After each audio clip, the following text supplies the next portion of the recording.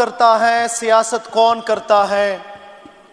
مجھے معلوم ہے میری حفاظت کون کرتا ہے۔ ہم نے لاج رکھی ہے اپنی بزرگوں کی یہاں، ورنہ سبھی ٹکڑوں پہ پلتے ہیں، بغاوت کون کرتا ہے۔ جناب اسپیکر صاحب، 24 نومبر 2024 پاکستانی نوجوانوں کی خوابوں اور امیدوں کا دن، کہ جب قائد تحریک امام انقلاب عمران خان صاحب نے 24 نومبر کی کال دی تو اس ملک کے خداداد کے نوجوان یہ سوچ رہے تھے کہ ہم نکلیں گے لاکھوں کی تعداد میں اور اپنے مستقبل کو سنوارنے کے لیے اس عظیم دھرتی، عظیم ملک کے عظیم سپوت اور عظیم لیڈر عمران خان کو رہا کروائیں گے۔ اور جہاں پہ رہائی کے لیے ہم جاتے تھے، وہیں پہ اس قوم کے نوجوانوں نے اپنے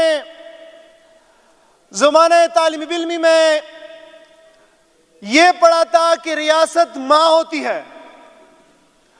اور ریاست کے ادارے وہ اس ملک کے شہریوں کو تحفظ دیتی ہے۔ ہم چل نکلے اور پورے پاکستان سے لوگوں کی لاکھوں کی تعداد میں لوگ نکلے۔ یہ پہلی دفعہ ہوا ہے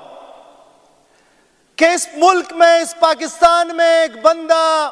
غیر قانونی طور پہ قید کے اندر موجود ہے اور وہ صرف وہاں سے کال دیتا ہے اور یہاں سے لاکھوں کی تعداد میں لوگ اپنے خرچے کے اوپر نکلتے ہیں۔ ہم نکلے اور جیسے ہم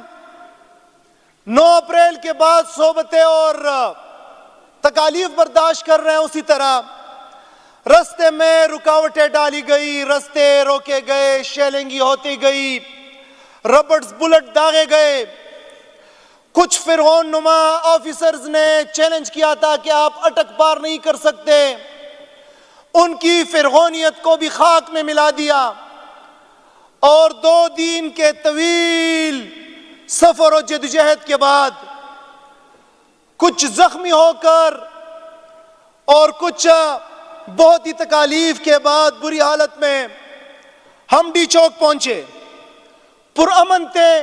نہتے تھے، تحریک انصاف کا علم تاما تھا،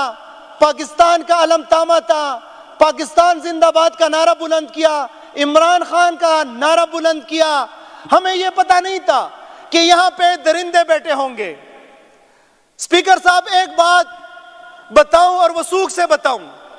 کہ یہ جو ہوا ہے یہ اچانک نہیں ہوا۔ This was properly planned۔ یہ پوری پلاننگ کے ساتھ ہوا۔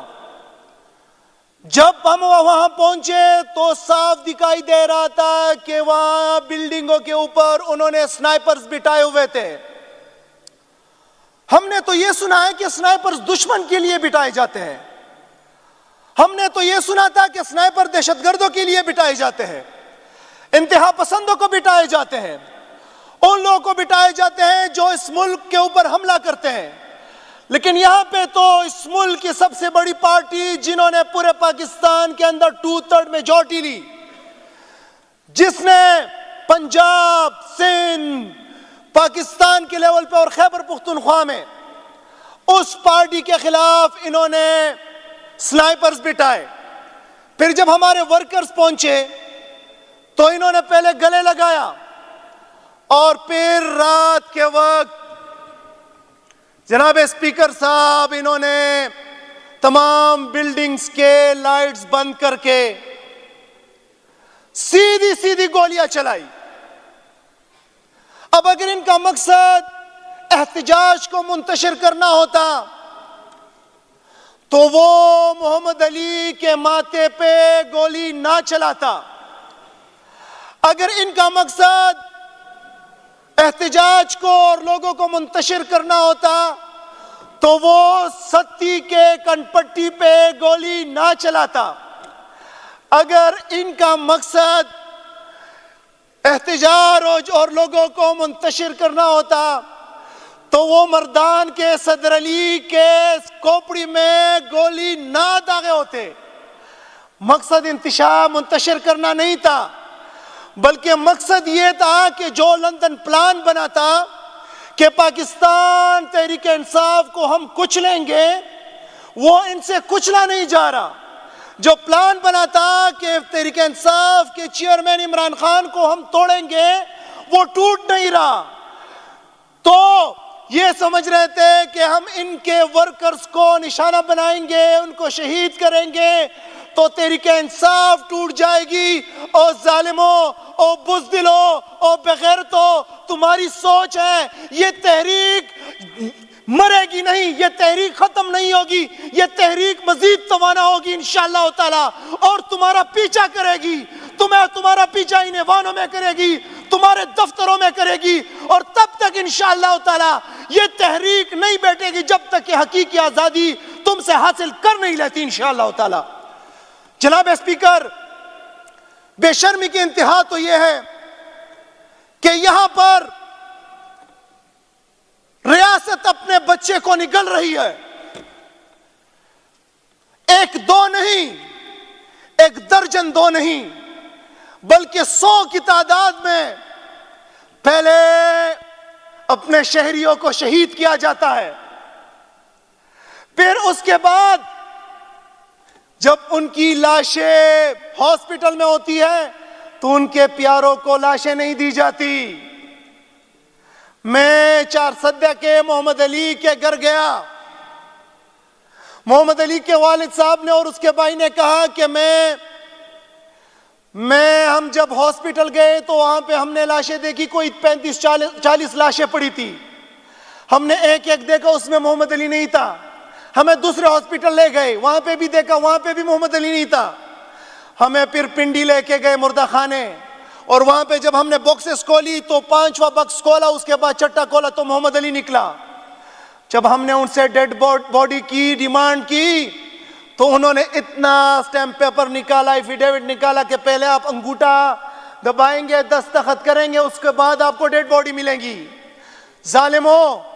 ہم شاید آپ کے پاس شاید اسلحہ زیادہ ہے، ہم تو نہتے ہیں، لیکن ہم اس رب تعالیٰ سے یہ دعا کرتے ہیں کہ اللہ تعالیٰ تو ان تمام مخلوقات کا خالق ہے۔ اے اللہ، تو اس مظلوم کی آہ و پکار کو سن رہا ہے کہ ایک تو اس کو شہید کیا گیا، اوپر سے اس کی ڈیڈ باڈی ان کے ورثاء کو نہیں دی جا رہی۔ یا اللہ، ایسے ظالموں کو تو رسی کھینچ لے، ان کی اوقات دکھا دے۔ اس کے بعد اس ناجائز حکومت کے محسن نقوی، میں سمجھتا ہوں کہ اس کا کوئی اصل نسل کا پتہ نہیں ہے، اس کی پیدائش کے اوپر بھی شک ہوگا کہ اس کی پیدائش کہاں اور کس طریقے سے ہوئی، لیکن اس کے ساتھ جو عطا ٹرٹر بیٹھا کھڑا ہوا تھا اور جو بڑے فخری انداز سے کہہ رہا تھا کہ کہاں پہ شیلنگ ہوئی ہے، کہاں پہ گولی چلی ہے، آؤ میرے سامنے بیٹھ کے مناظرہ کرو، اور اس کلام الہی کے اوپر جس کے اوپر تم بھی ایمان رکھتے اور ہم بھی ایمان رکھتے، شاید تم ایمان بھی نہیں رکھتے اس لیے تمہیں شہداء کی تکریم کا بھی پتہ نہیں ہے، ہاتھ رکھ کے بتاؤ کہ کیا وہاں پہ شہید ہوئے ہیں کہ نہیں، کیا وہاں پہ گولی چلی ہے یا نہیں، یا تم لوگوں نے اس کو مارا ہے یا نہیں۔ تمہیں بتانا چاہتا ہوں عطا تارڑ، تم ان ایوانوں میں زیادہ دیر رہ نہیں سکتے، زیادہ دیر ٹک نہیں سکتے، تم نے آنا ہوگا۔ تمہارے وہ بڑے بڑے جو خدا اور فرعون بنے ہوئے تھے، وہ لوگوں کا مقابلہ نہیں کر سکتے، سامنا نہیں کر سکتے، لوگوں کو اپنا ایڈریس نہیں دے سکتے۔ تم تو ایک چھوٹی چونٹی ہو، تم لوگوں کا مقابلہ کیسے کرو گے؟ دیکھو گے تم 1 ماہ بعد، 2 ماہ بعد، 6 ماہ بعد، 1 سال بعد جب لوگوں کے سامنے جاؤ گے، تمہیں لوگ تمہاری اوقات دکھائیں گے انشاءاللہ تعالی۔ جناب اسپیکر صاحب، بڑے میڈیا کے اوپر آتے ہیں اور ڈینائی کرتے ہیں۔ میں جیسے شفیع اللہ خان صاحب نے کہا کہ میڈیا کی مجبوری ہے، لیکن میں بعض صحافیوں کو داد دیتا ہوں، خراج تحسین پیش کرتا ہوں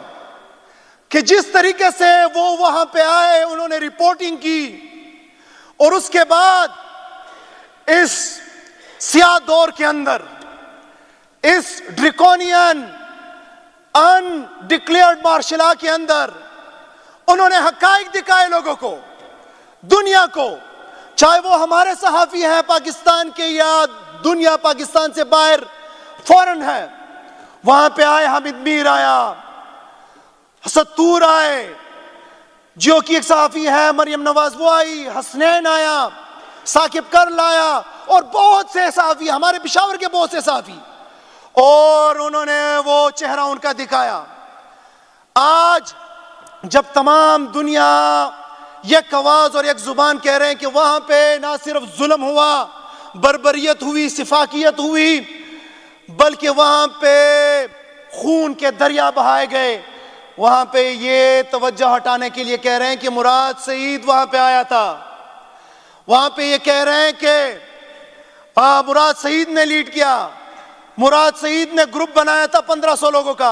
او عطا ٹرٹر، جب مراد سعید آئے گا تمہاری شلوار گیلی ہو جائے گی، اتنے لوگ نکلیں گے انشاءاللہ تعالی، تب تو انقلاب آئے گا، انقلاب تمہیں پتہ ہے اس کا، یہ مراد سعید کے بغیر ہوا تھا۔ اور ہاں، اگر تمہارا یہ سوچ ہے کہ یہ کہانی ختم شد، تو کہانی ختم شد نہیں، کہانی تو ابھی شروع ہوئی ہے میرے بھائی،